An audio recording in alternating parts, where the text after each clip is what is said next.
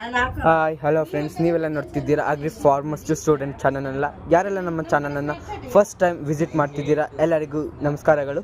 ಹಾಗೂ ಈ ಒಂದು ವಿಡಿಯೋ ನಿಮಗೆ ತುಂಬಾ ಇಷ್ಟ ಆದರೆ ಕೊನೆಯಲ್ಲಿ ಲೈಕ್ ಮಾಡಿ ಮತ್ತು ಶೇರ್ ಮಾಡಿ ಮತ್ತು ನಮ್ಮ ಒಂದು ಚಾನಲನ್ನು ಸಬ್ಸ್ಕ್ರೈಬ್ ಮಾಡಿ.